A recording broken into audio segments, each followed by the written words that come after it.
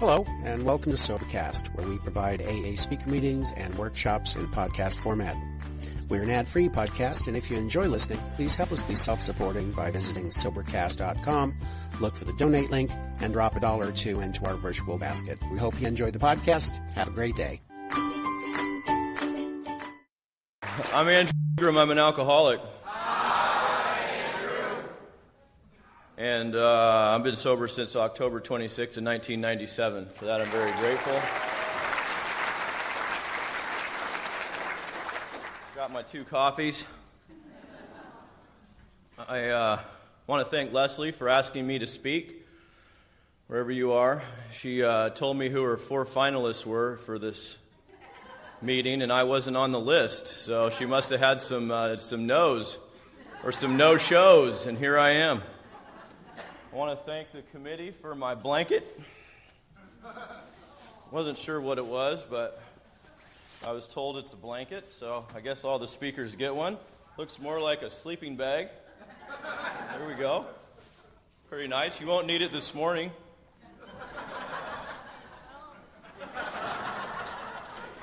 She's a little claustrophobic.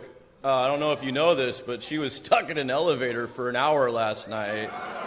So that's dedication. Here she is this morning, ready to go, Just mildly traumatized. What else? That's about it. What Bob said. You know how speakers always say, there was the talk I gave before the meeting in the shower, and then, whatever. Then the talk I gave, and then the one I gave when I went home that night, but I just, for some reason, I had that George Michael song, I Want Your Sex, in my head. So I was like singing that in the shower this morning. It was like, then I thought about it. I'm like, what? Where did this song pop into my head from? I don't know. I must have had some good dreams about my wife last night. I don't know.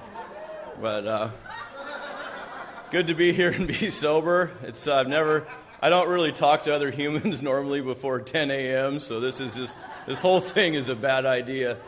To have me up here. But here we go. I'm an alcoholic. It looks like there's a lot of us out here today. My alcoholism started, it started right off the bat, and it hit hard, and it was, I was young and fully alcoholic at a very young age, and I was lucky to get sober at a fairly young age. So I'll tell a little bit about how that came to be. I was, I think I had a pretty good childhood. I seemed like I had a lot of fun. But when I hit junior high school, we'd moved to a new area, and I don't think that I was really you could ask my parents maybe. I don't know. I didn't think I was an overly sensitive kid. But when we moved and it was a new school and hit puberty and all that stuff, all those things happened, and basically what that meant to my pre-alcoholic body was I need a drink.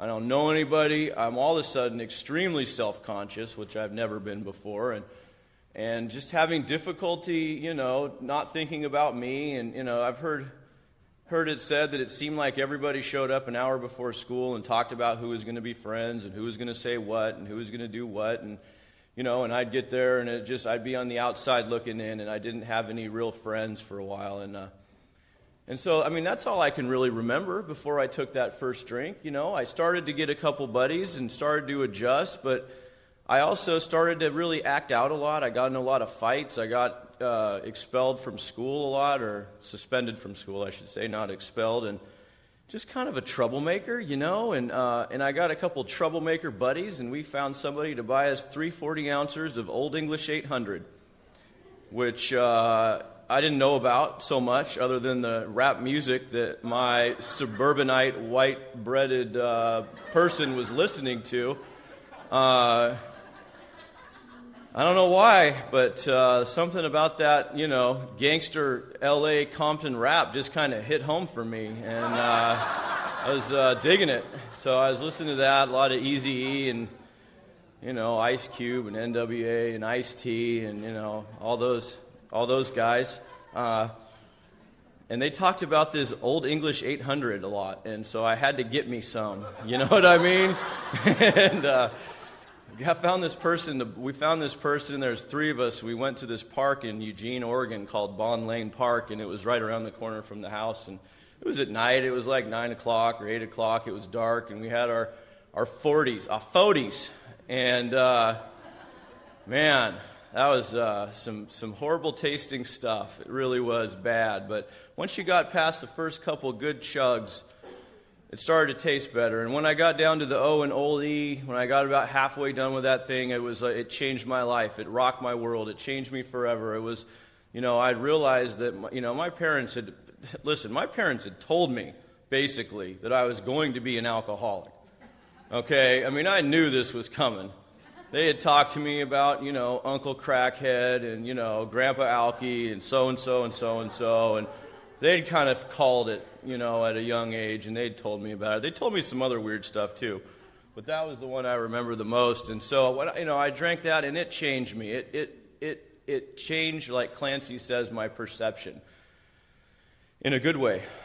It gave me that confidence. It gave me that boost. It gave me an confidence. It made me feel like I could do anything, and I did basically, live out all those things that came to pass over the next few years. But I finished that thing, and I felt great.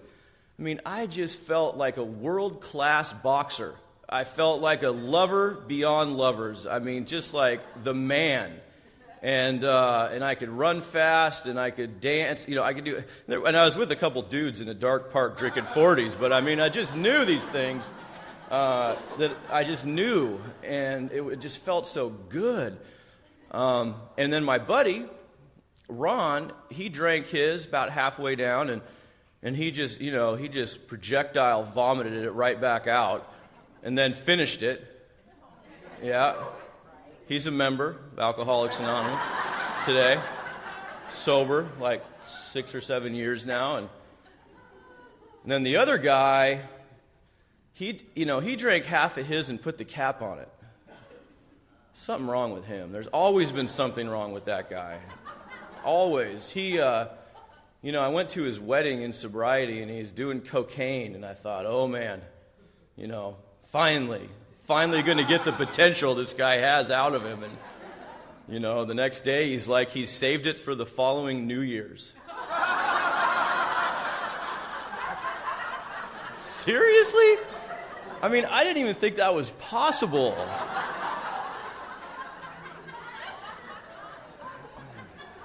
But anyway, that was my experience. I came home, I stumbled in the front door, and I knew I was going to do it again, and I did it again, and I did it a lot, and I've always been very good at getting alcohol. I've always been very good at procuring it for me and my friends, and I'm always the type of person who gets people to go do things they don't really want to do in the first place, and, consequently, I have 3 tickets for inciting a riot.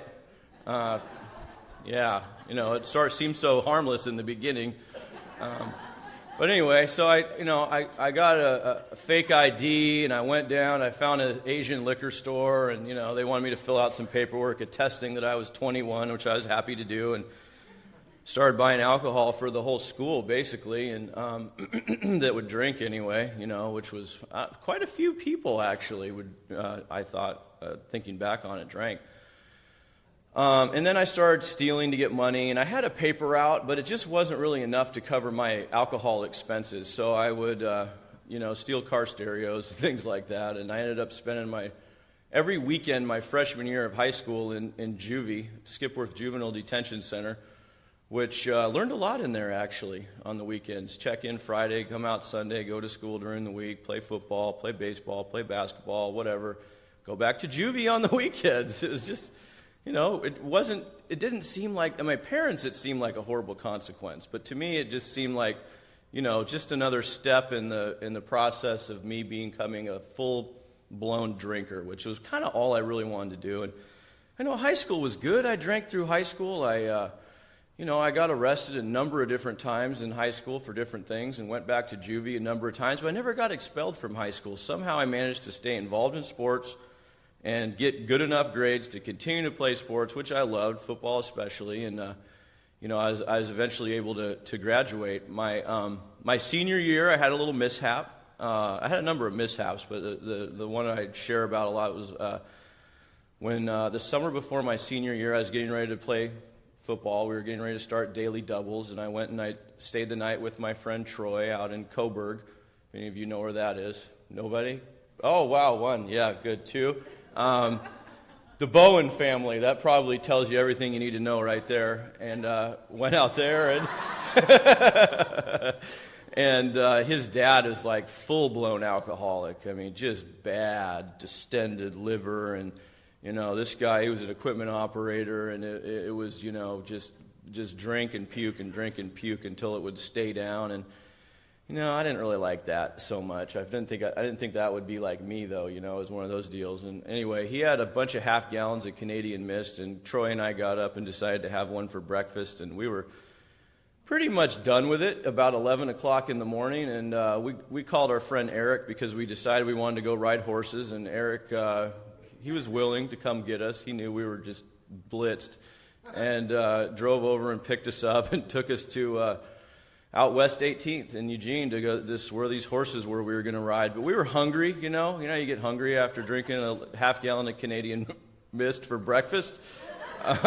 You got to get some food in your belly, and we got some chicken, and we ate the chicken on the way over there, and we got there to this farm, and there was I saw the horses, and I thought, this is great. And I'd never ridden horses before. It was just one of those things. It just seemed like a good idea at the time, and you're drunk. Let's go ride horses. All right. And so we were there, but then there was this tiger that was in this cage, and this old Bengal circus tiger walking back and forth, staring at us, and I just thought, wow, that is, danger. I ran right over there to see it, and put my hand up to the cage, and it was licking my hand, and it had, it was like, 30 grit sandpaper just licking my hand, and I thought, this is a sweet tiger, and, that's why it's a pet. Obviously, it's a really nice, tame tiger, and so I just stuck my hand in the fence to pet it, I just, whatever, and it just grabbed my thumb and tried to drag me into the cage for all it was worth, man. It was pulling me in, and my arm was in there, and my buddy thought it had taken my whole hand because its lips were halfway up my forearm, and he was scared to death. Well, I wasn't because I was so drunk, but he was scared to death, and I was pulling as hard as I could. I had my feet up on the fence, and he ran over there, and he was punching it in the nose as hard as he could, and, fortunately it just got my thumb, so it just kind of ripped the end of my thumb off, and I was able to fly backwards, and, the people that lived there, why they weren't at work on a weekday, I have no idea, but they were home, and they weren't pleased. They were not pleased. They were very upset, and then I was upset at them, It's like, it's your tiger that bit me. What are you doing with a tiger, right? Who put the tiger there? And they gave me a bowl to bleed in, and I bled all the way to the hospital in the back seat, into the emergency room. Once again, my mom works there. She's fairly accustomed to this by now. It really doesn't even faze her, having us come into the emergency room for various things, and anyway, but she's kind of upset. She's like, how much have you had to drink? And I'm like, 2 drinks, 2 beers, which, is like in our DNA. If you're alcoholic, 2 is the magic number that you tell people. Just 2. I mean, I can't tell you how many times I've said 2. And the doctor came over, and he asked me, what happened? What's going on? And I said, I got bit by a dog. Because they had told me that I couldn't rat out the tiger. They'd take it away. It bit 3 other people, and it was like so I didn't want to rat it out. I didn't want to rat him out. I knew better. Anyway, so they gave me all these rabies shots, and then animal control came, and they needed to find this dog, and so after they fixed me up and cast and bandage and everything, I rode around for 3 days with animal control. Trying to find this damn dog, and it was nowhere to be found. We just couldn't find the dang thing. Anyway, so then, football season was kind of blown for me, and that was like, I think, the first of my disappointing years. You know, I had played varsity the last couple years, and I was going to start every game on both sides. I was so excited. I love football. I live for football, and now I'm just I have a cast. I have a club hand on my left hand, and so, I still played. It was still fun, but it was kind of, drinking just took a bigger role in my life at that point. I began to drink, have a couple shots before practice, drink every night after the game. And I don't know, my parents had tried to get me to change and be different. And I was just so willful, and they were, busy working. I had 2 younger sisters that were doing good at the time, and they were taking care of them. And they just kind of turned me loose. I'd run away from home a few times. They had tried to take me to treatment one time, and it was just, I bolted. I was out of there. My fake ID had fallen out somewhere in that whole scuffle at the entrance of the treatment center. And fortunately, they'd mailed it back to me. They thought it was just a normal driver's license. But that's kind of, what was going on. And that's why, I don't know, that's why I was able to drink every night, I guess. And so I got through that. I graduated from high school, and I started out, with a lot of plans, and by the time I was done, I didn't have any plans at all, just to drink, other than drinking. And I got this warehouse job working at Ascot Distributors. They weren't making ascots, Randy, just so you know. It was tapes. And if you ever went to like a True Value hardware store back in the 80s or early 90s, I don't think they do it anymore. You see these cardboard boxes of Christmas displays of tapes, Country Charlie Pride, Reba McEntire's Christmas, right? That was my version of I Have Arrived. Putting those together and shipping them out,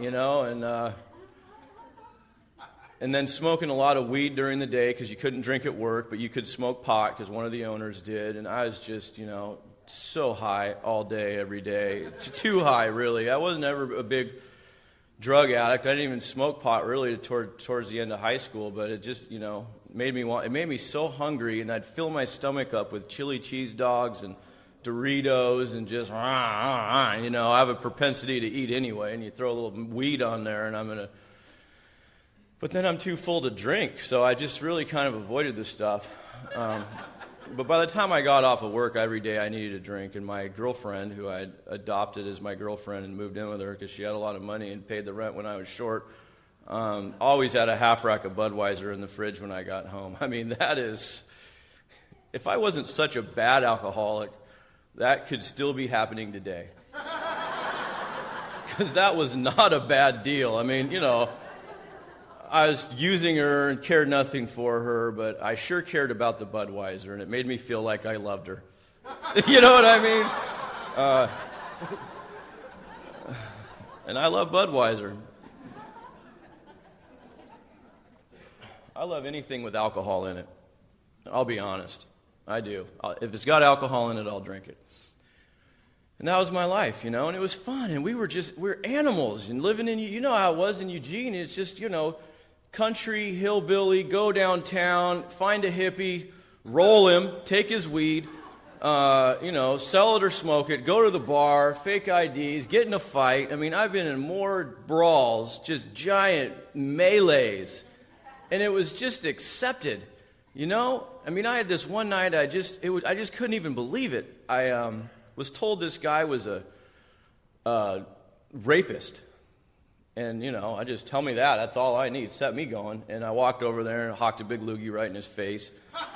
And this thing, you never seen a party explode like this. There was, half the people got taken to the hospital. It was blood everywhere by the time we got done. And it was just me, right? I'm just out drinking, having fun with the guys. That's all. You should have seen this place the next day. It was just trashed. And that happened time after time after time. And, eventually I got fired from my job and, homeless, no means to support myself. So I had this guy named Lance who lived in the neighborhood, and he is living with his ex-wife. And Lance was, how do you explain Lance? This guy was just like the meth head of meth heads. And we drank together once in a while, but I probably shouldn't use their names. These guys were like the worst criminals you've ever seen. But Raj, this other guy, was, I guess had slept with Lance's ex-wife, which to me didn't seem like that big of a crime. But to Lance, it was a big deal. And so Lance had made this stick for Raj, which was a baseball bat with a bunch of nails sticking out of the end. But the problem for Lance was that he couldn't get his meth anymore from Raj, so that's where I come in. So I came over and he goes, try this, snort this. And I had never snorted anything before in my life, other than snuff. We used to make these huge piles of snuff and see who could snort the biggest one. Just genius level IQ. I snorted that, and I thought, holy smokes, that is an alcoholic's best friend. I mean, you could drink so much and go so fast and do so many things and talk to so many people and have so much fun for days and days and days and not sleep. It was awesome. Anyway, so I went over to Raj's house, and it was insane. This guy had every animal you could imagine in his house except a tiger, which was a policy that I had adopted. And it was sad almost, this situation was going on, but he had this like softball of dope. And so anyway, that was where my drug dealing began. And I was, it just started out with a simple transaction amongst mortal enemies and continued from there. But so that was my, kind of way I stayed out of being completely homeless for a while. And, eventually I got busted and that ran out. And I even fled the country for a while because I was afraid of prosecution, and lived in Jamaica for a little while and came back to the States. It was a big deal. That was number 2 on my list of poop storms. That was just, the kind of thing that almost gets you to think about not drinking, and then you have a second thought and realize, it wasn't that big of a deal. It wasn't that big of a deal. Come back and, do it. I gave up the dope dealing, but I was in and out of jail all the time. The cops had my number, and, I couldn't drink and not fight. I couldn't drink and not, do things that were illegal. And, I never stole anybody's car, but if it's running, I just, I jump in it and go. Just simple things. And, so and then I got this dog. This girl gave me this dog, and she gave me a cat too. And when I came back from Jamaica, the cat was just ran out the front door. I mean, you don't feed a cat for a couple months or whatever, and they don't like you anymore. It was gone. She bought me this dog, and I don't know. Still don't know what happened to that dog, but it would always get out and escape. And then I would get these tickets for dog at large. I mean, they're just really anal retentive in Eugene. And then I wouldn't go to court, and then I'd get a warrant for dog at large ticket. And I'd get thrown in jail for my dog. So the last time it happened, I was going to shoot that dog when I got out of jail. And I went over to my girlfriend's. She wasn't even my girlfriend anymore. She was living with one of her ex-boyfriends. But I went over to her grandfather's house and to get that dog and shoot it. And it had run away again. And I was like, that's it, dude. I'm not getting it. They can do what they want to do with that stupid dog. So I make amends to dogs now by not having one. Just so you know, I was a horrible pet owner. But treatment began to become an option. And I wouldn't go to treatment if the judge asked for it. I wouldn't do anything to have to do with any kind of recovery, or Alcoholics Anonymous, or Narcotics Anonymous, or nothing. They had me go to church for a while because I'd refused to do these things. I had to go see a therapist for a while. She made me lay down on a couch, play music, and think about these things that she was telling me while this music was playing on the couch. And I just, I'd get an erection. I mean, I didn't think about give me a moment of, silent meditation. And I never brought up the drinking. God, that's none of her business. So anyway, that didn't work, and it was a little embarrassing. She was older, but I was willing. I had standards, but anyway, I finally started thinking about treatment. That's where I was going with that. And my parents had long since changed the locks and didn't want anything to do with me, and so I went in. My parents and my dad, and he, really kind of last chance, we'll help you.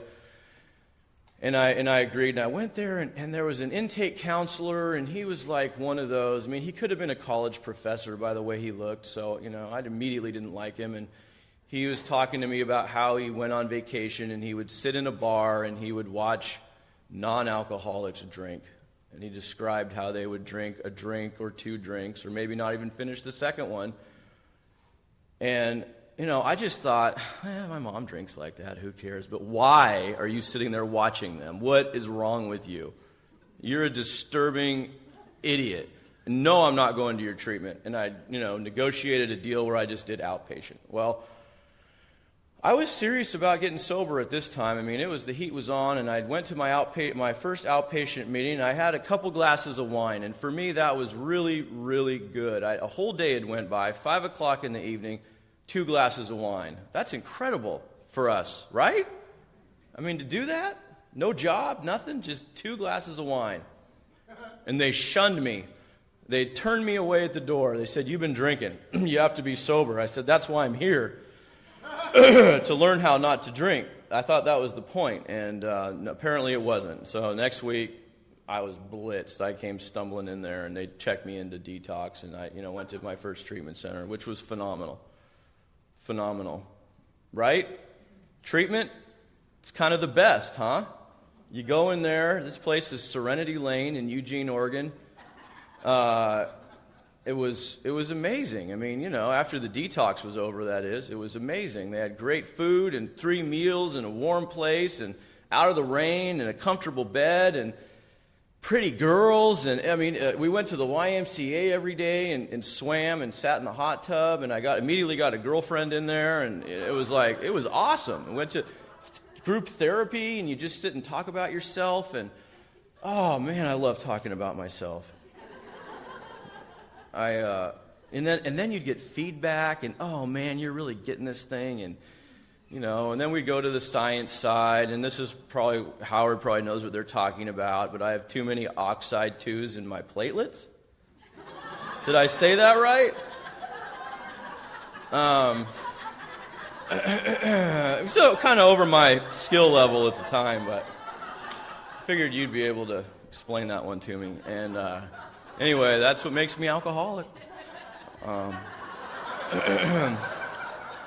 But this real pretty meth head wanted me to get her a bag when she got out, and I had given it up. I didn't do that stuff anymore, but I was willing to get her a sack to get in the sack. No, just kidding. But I got this job as soon as I got out, and I was serious about staying sober. I was really intent on staying sober, and I got this job doing construction, and I was going to my outpatient meetings and all that. And I'd go to my 1 AA meeting a week, and I really had a thing about AA, It wasn't that I'd really judged so much as I just kind of knew that that's where people learn not to drink. And that really, I didn't like that plan at all. That the whole not drinking thing scared the crap out of me, so I avoided it. Went to 1 AA meeting a week, which was the counselor's minimum. Went to the outpatient meetings, and it was 2 weeks. I was crazy. I was nuts. I was beyond crazy. I was homicidal. I wasn't suicidal yet. I was homicidal. I was ready to, couldn't get along with my coworkers. Went home that night. It was family night. 2 weeks of sobriety, or longer than that, but 2 weeks out of treatment I was sober. Just 2 weeks. And they wanted my whole family to come in and talk about me in front of my treatment center co-graduates, which to me just sounded like the worst possible idea ever. To me today it sounds like the worst possible idea ever. And they came in, and it was bad. It was a bad night. The whole thing was bad. I got nothing out of it other than I'm drinking when this is done. I'm drinking as soon as this is over, and that's the only thing that got me from walking out. And I got done, and I went home. But then I thought, I can't drink. I can't drink. I have warrants up the wazoo for my arrest. I'm just about this close to being homeless. I have no job. I have no life. I've destroyed everything good. I'm having these things that the doctor called, what do you call them, mini stroke. These things, this is the third thing that kind of instigated this treatment thing, was I was at this frat party, which I was never in a fraternity, but I love their parties. in Oregon State University in Corvallis. And I was on this front porch, and I was just having the best night ever until all of my muscles just froze up and tightened, and my jaw clenched shut, and then I started vomiting through my teeth. And that sucked. I mean, that was bad. And I was telling my buddy Pat, I'm like, Pat, call 911. And, you know, it was like I thought I was going to die for sure. And Pat, drunk, said, you should have thought about that before you, whatever. I can't remember what he said. But, I mean, he was like using this to tell me I shouldn't party so much, basically. And I was going to murder him if I lived. I seriously was going to kill this guy. I went to the hospital. I got, and this happened like 3 different times. And I just kind of blew it off and kept going and kept going and kept going. I almost choked to death. Anyway, back to that night. I thought about all these things, and I thought about how I needed to not drink anymore. I needed to not party anymore. I needed to get a job. I needed to quit being the person that I had been up to that point. And I stayed sober that night. I didn't drink. I completely white-knuckled that night. Incredible that I was able to do that. But the weirdest thing happened is alcoholism, I don't have a choice. I don't have a choice. And this is my first experience with not having a choice. And the big book says it. I didn't know it at the time. But I don't have a choice as to whether I'm going to drink or not. I'm going to drink again, period. I'm going to drink again unless I have a sufficient substitute. And I did. And it was the next morning, and it was just like it talks about, and more about alcoholism, about, the guy who's going to have, first of all, the guy goes into a bar because he's going to look for somebody to buy a car, and he's hungry. I'm sure there was a restaurant around, but no, he went to a bar to have a sandwich. And then he got some milk with his sandwich. With all that is just perfectly fine. And then he decided to have another sandwich. Now, here's where the story gets weird in the big book. Okay? Have you ever gone and, say, got a hamburger and then, ate it and then just thought, I could use another hamburger? I mean, I don't think that's ever happened to me, and I have done my share of overeating, I assure you. And then he gets another, glass of milk, and then he's like, 2 hamburgers, 2 glasses of milk, throw a shot of whiskey in there. This ain't going to hurt me, on a full stomach or whatever with milk. I mean, that is insane thinking, right? At least for me, it was, I'll have a no duels. It tastes like beer. It goes down smooth, whatever, just something. But that's what happened, is there was no thought. And then it goes on to say, I sensed, I used to have this quote on the tip of my tongue. I would if this was a night meeting. This is a morning meeting. I vaguely sensed I was being none too smart. That's what it was. I vaguely sensed I was being none too smart. Right? And that's what, the next morning, that was it. I was walking to Dairy Mart. They have a liquor store. At 6 a.m., there wasn't a single thought that crossed my head. That was more of a feeling than a thought that I vaguely sensed. I was being none too smart. And I got a 40 of Pabst Blue Ribbon because it was like $1.25. And that's all the change I could scrounge was $1.25. And I drank that 40. And that just basically was, what I needed. And I was off and running. And I'd given up all my dope dealing. I had given up the stuff. I told everybody that I was going to rat them out. Said, I'm done dope dealing. If you talk to me, get near me, bring that stuff, I'm going to the cops. You're all going down. Every last one of you. I'm going to the top. And I had Hell's Angels, Mexican Mafia. I had all these people, and I just told them. I said, I'm done. And they were glad. They were done with me. They were sick of my crap because they knew how I was. Where I go, cops go. Period. It doesn't matter. There just seems like no matter what, and it's just innocent me drinking, but, it's like I just have these, brownouts where I'm, pulling the bartender over the bar for not serving me and stuff like that, and then, someone calls the police every time. I don't know why that's a big deal. I still don't know why. If you're a bartender, you should be able to handle that kind of stuff, but... Anyway, where the heck was I going with that? Oh yeah, I drank that next, and I was off. And anyway, this is the last thing, is I became homeless, just completely homeless. I was done. No family, no druggies, no ex-friends, nobody would let me stay on their couch. It was it was kind of what I needed to really hit bottom. And I lived in a shed, and I lived, just wherever I could live, and just kind of scrounged my way along for about, I don't even know how long it was. I really don't. I don't know. I have somebody else would probably tell my story better than me. It's just, I don't remember very much that happened to me. I just remember that I was homeless. And I remember it was in the winter, and it was wet, and it was cold, and it was rainy. And then I'm not, I already knew I wasn't a jail guy, and now I know I'm not a homeless guy. But so where do I fit? And I got to the point where I was just crazy, just nuts. And I would go do these jobs for people. Every now and then somebody would come find me to go do a job. And I'd either go paint or go steal a car for somebody that someone had stolen from them or whatever. I was just kind of in this seedy Eugene underworld, that I was involved in. And it just kind of got me by, and eventually that ran out. And I went back to this treatment center again. As all I knew to do. I didn't know where else to go, where else to turn. And I went there and talked to this guy, and he said, here's what you need. He goes, you've been here 3 or 4 times. You can't stay sober. You need to go to Alaska. You need to go to this place. Let me go get this. And he goes and he finds this flyer.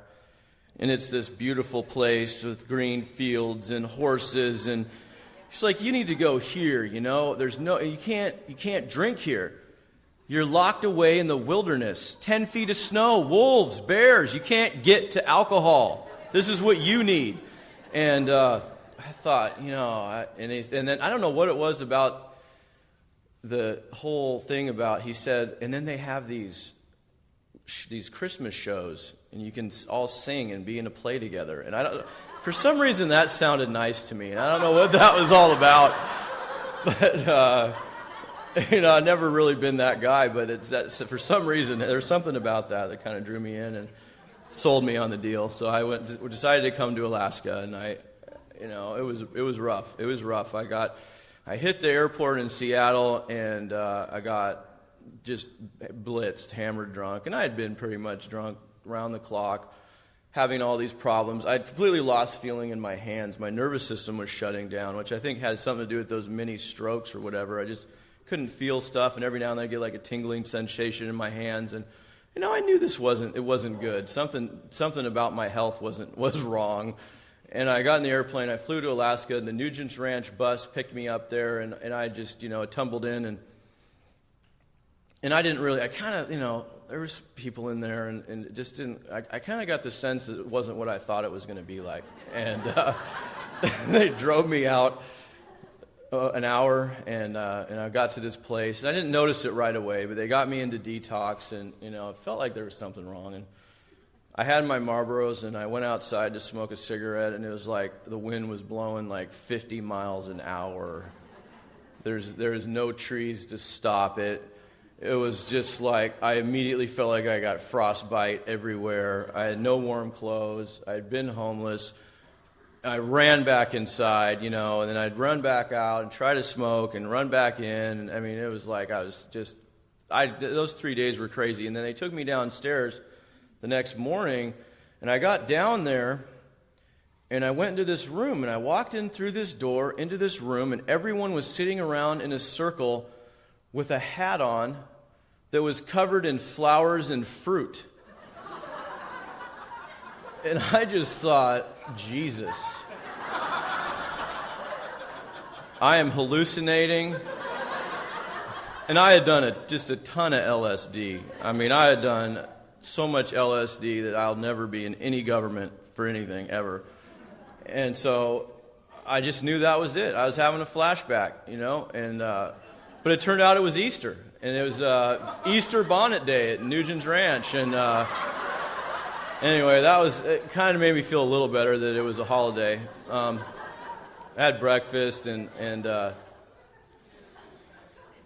was just tough times, and I kind of got through that, and they told me to get a sponsor, and it was different in the sense that there was this sort of united effort in Wasilla, Alaska, between the counselors and between the people in AA that were coming in there. It was like everybody was talking about this sponsor thing. And I hadn't heard much about sponsorship back in Eugene. It was, I'd heard a lot of stuff about how, this one guy, and I always share this because I just think it's amusing, but he said that he got his bachelor's degree, and as soon as he got his bachelor's degree, because he got it in sobriety, he was going to drink, and that was like his goal. And he got it, but he wanted to stay sober, so he quickly decided to get his master's degree. And then he got his master's degree, and he was going to drink, but then he decided he wanted to stay sober, so he went and got his doctorate.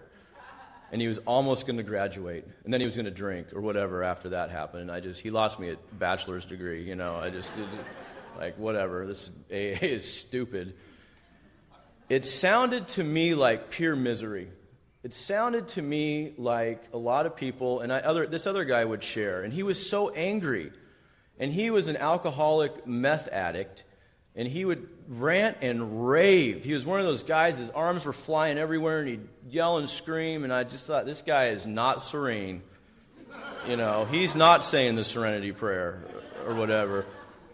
And then I'd be, most of the time I'd be, had drinking a few O'Douls before the meeting or whatever anyway, so I don't, I'm sure there was a good message in there somewhere. But that's what I remember. In Wasilla, it was this united front. And this tall, bald guy named Brad would come in there, and you know how you're a newcomer, and you remember what it's like when I was scared to death. I didn't know I was scared. What it felt like was threat assessment.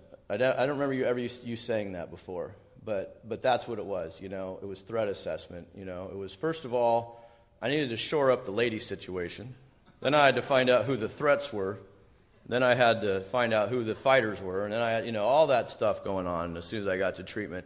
But what it did was it just made me hyper aware of myself, hyper self-conscious, hyper self, not able to relate, not able to relax, always too tough or try to be witty or try to be funny or anything but just be me and relax. And this guy would come in here, and he would laugh and joke and slap people on the back like he didn't have a care in the world. And that was so attractive to me because I just knew that I did. I couldn't really identify exactly what it was.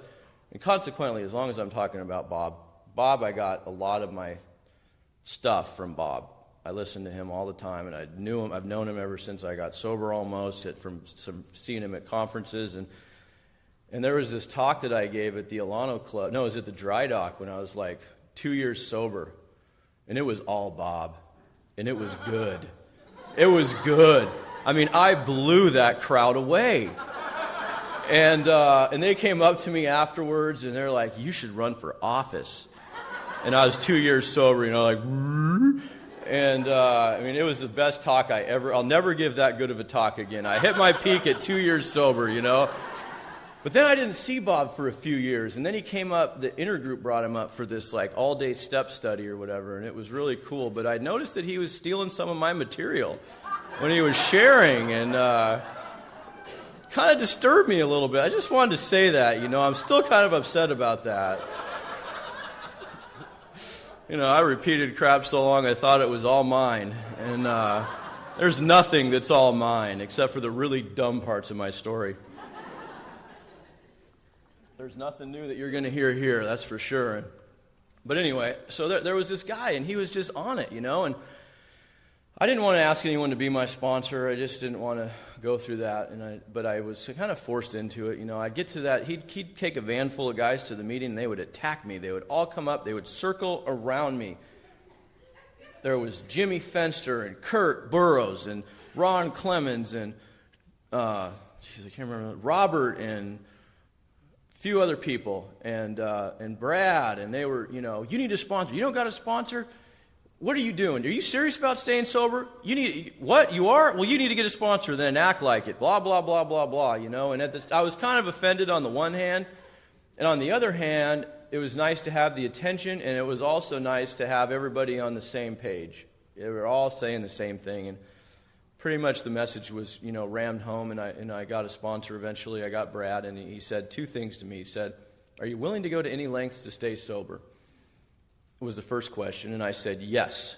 I was. That 50-degree wind, the thought of being homeless, 50-degree wind, 50-mile-an-hour wind, 0 degrees on a warm day in Wasilla back then. I mean, it was a cold, cold winter.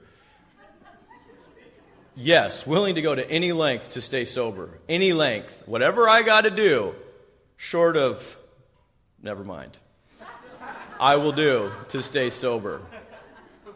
And maybe even that. No, just kidding.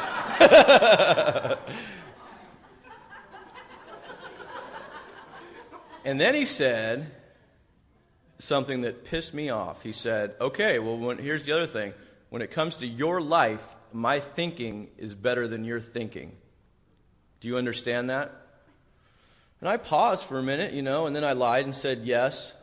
But it kind of made me mad, because no one's thinking is better than my thinking. My thinking is world class. My thinking, I just know things about everyone there is to know. I know everything I need to know about you in 5 minutes. I've always prided myself on that, Just a mountain of pride about my abilities to know things. And so I knew that was BS, but I said yes anyway. And then we began to work steps. And this guy he was really severe, I thought. I mean, for one thing, he had me call him every morning at 6:15. 6:25. Every morning. I had to get up anyway at 6, which most of the time I didn't, and then this old guy would come around and kick my bed and make me get out of bed, and I'd have to get out of bed at this work farm that I was at. Call him up. I had nothing to say. I didn't want to be conversational at that hour of the day. I didn't want to, but he would just say everything, and I would just say yes or no answers, and then we'd hang up the phone, and then we'd go about our business and go through the day, and then he'd come pick me up. And if he was always on time, but if I was 5 minutes late, I'd see nothing but taillights. He'd be gone.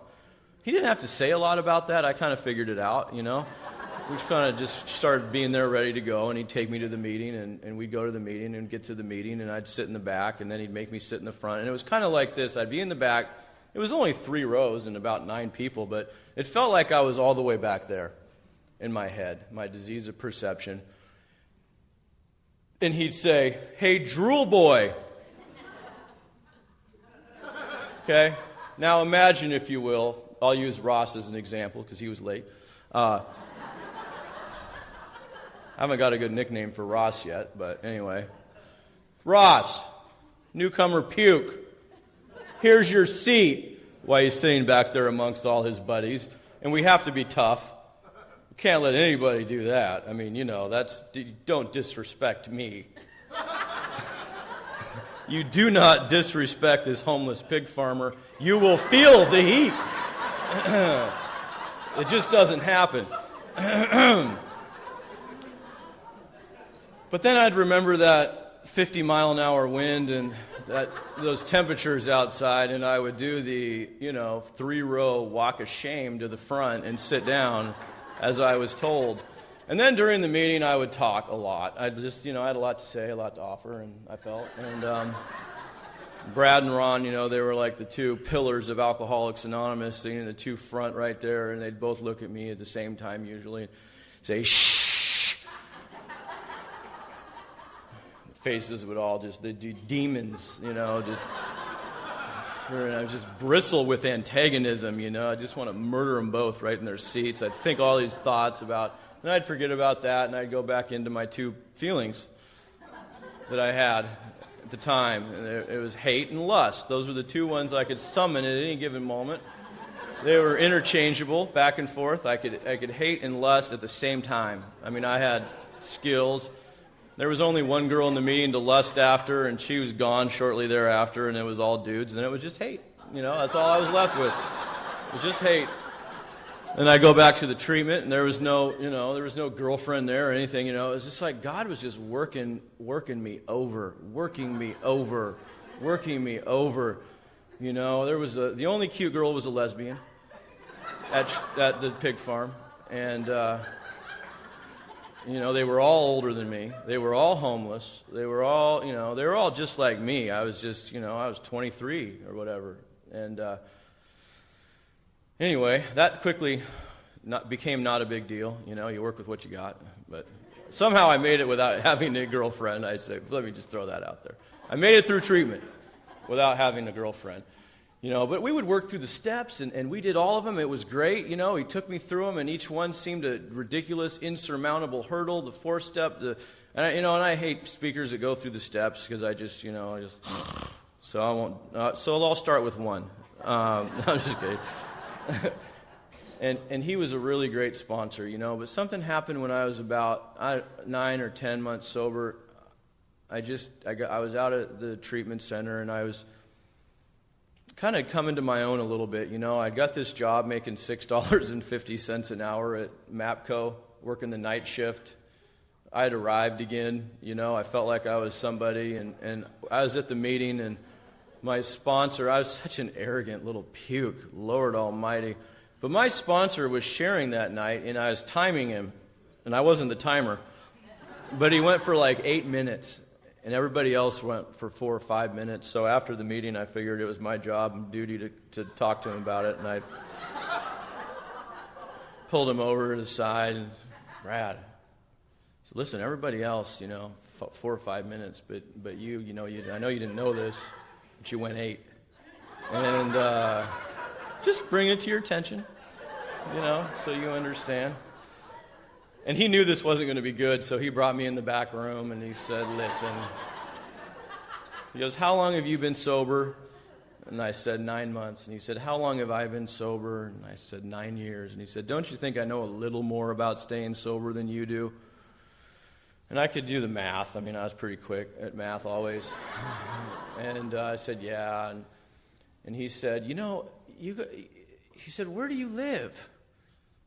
And I told him I live at a halfway house now. And where did you live before that? I said, I lived at the pig farm. And, how many roommates did you have? Or in your room, in your actual room? I said, there's 4 guys in there. And okay, great. You lived at a halfway house. You had 4 guys in your room at the pig farm. What about before that? He goes, I was homeless. He goes, well, look, man, you managed your life so hard and so good that you wound up at a pig farm. That was the best you could do. With 4 other homeless dudes living there, them telling you when to eat, when to get up, when to shower, when to shave, when to clean, when to scrub the pig pens, when to clean the That was the best you could do with your management of your life. That was as good as it got. And now you come into Alcoholics Anonymous, obviously you don't respect me, you don't respect anybody, you don't respect yourself. Here's what you need to do. And I was kind of nodding because I was kind of getting the gist of what he was saying.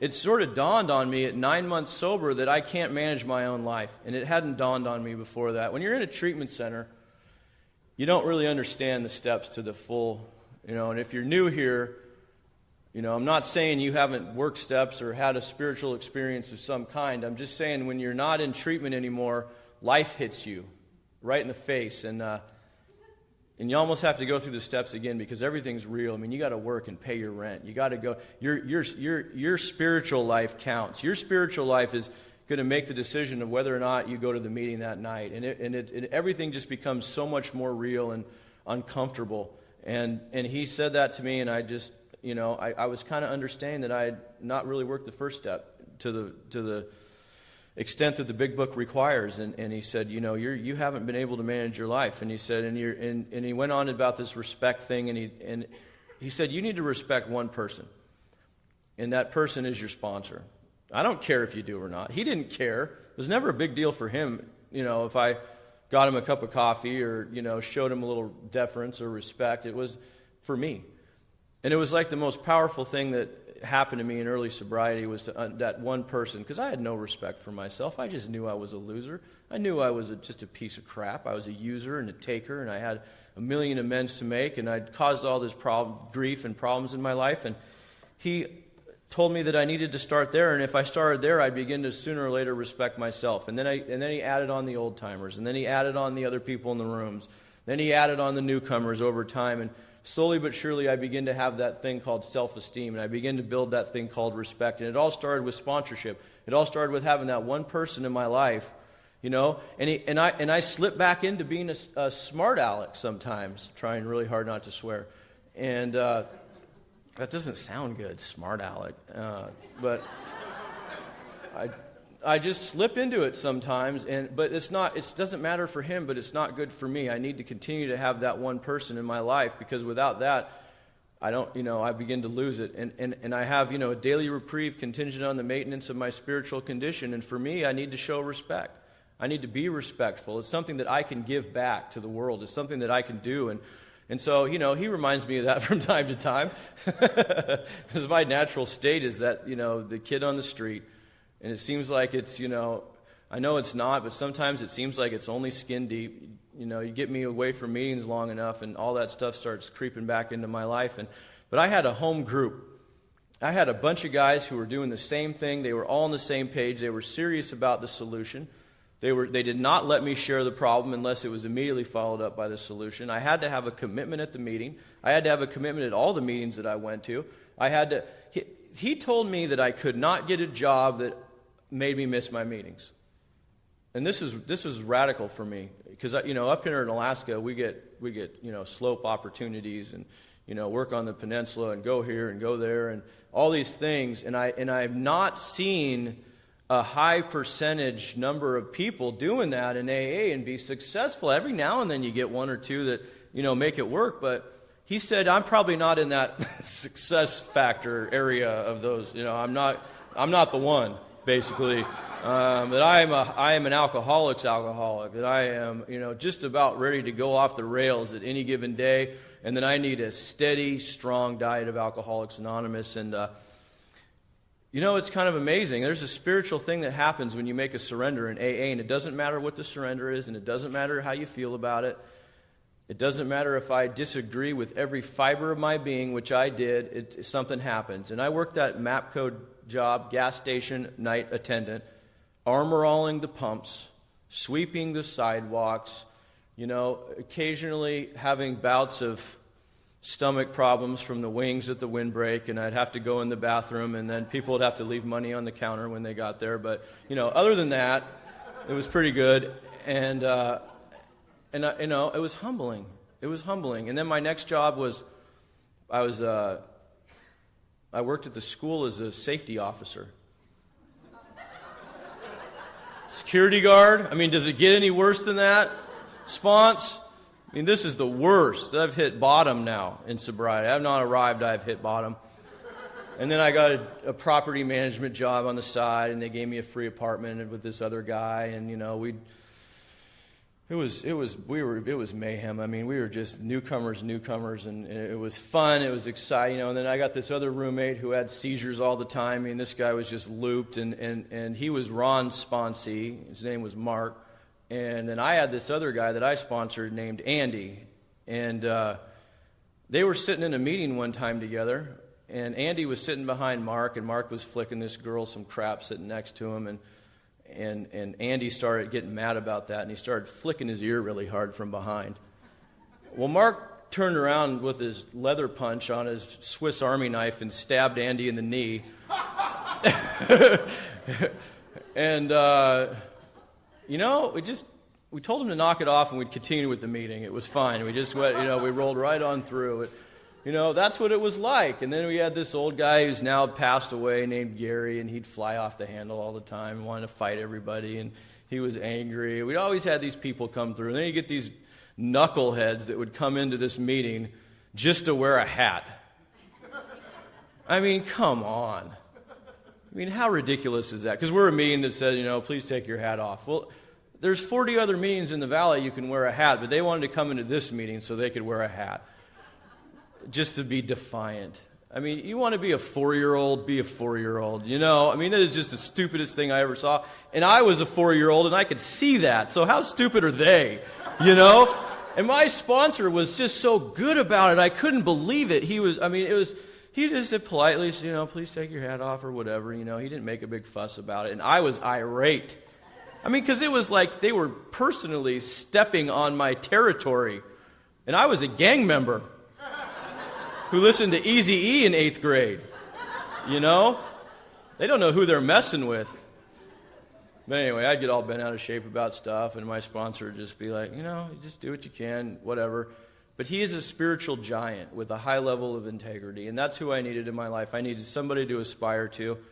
that I could look up to, that I could grow towards. If he was watching pornography all the time and, scamming chicks and, doing all this other crap in AA, I'd be doing the same thing and a lot more, because that's about as good as I am. I'm as good as the next guy in front of me, but a little bit worse. And I find that with the guys I sponsor. It's like I gotta live up to a certain point, because they're not gonna do more than me. I don't know what spiritual rule that is in life, but I've never seen them do more than me. You know what I mean? It's like they'll do. Spons isn't really doing that, so I'm not going to either, and I'm the same way. So that keeps me active and in the middle of Alcoholics Anonymous. And speaking of porn, I'll bring this up just because it's fun. I had a little problem when I was new, and it was the VHS thing, you throw that in there. And then I'd feel guilty about it because I told my sponsor, and he told me not to do it anymore. So I'd go throw it in the dumpster, and then I'd go to work and go to the meeting. And then it wasn't garbage day yet, so I'd run out there and snag that son of a gun. And Spiritual giant. It's been a long road, people. It's been a long path, My VCR was worn out. No, I'm just kidding. I stopped doing that for the most part, I pretty much kicked that habit, but every now and then, something twinkle in my eye.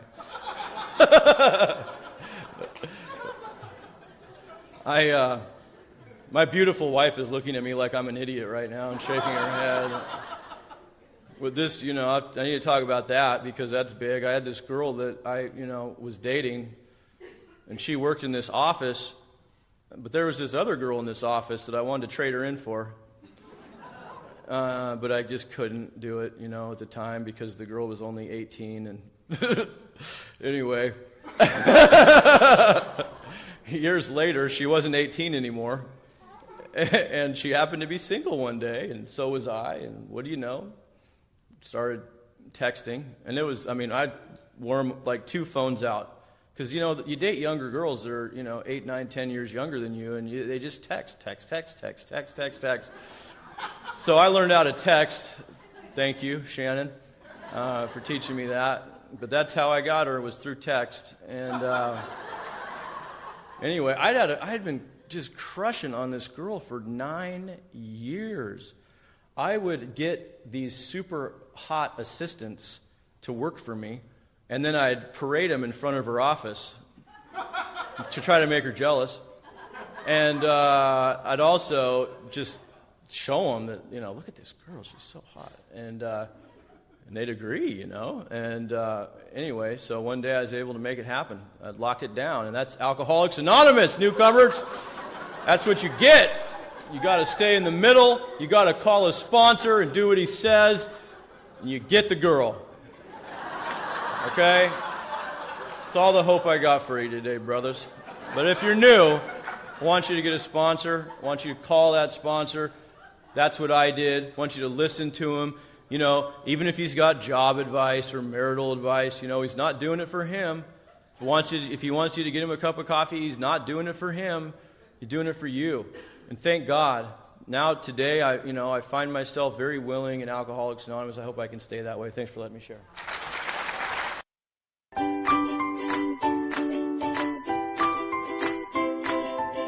Thanks for listening. I hope you enjoyed the podcast. Sobercast is ad-free, and we'd like your help in order to keep it that way. So if you'd like to help us be self-supporting by pledging $1 or $2 a month, visit Sobercast.com and look for the donate links. Thank you very much.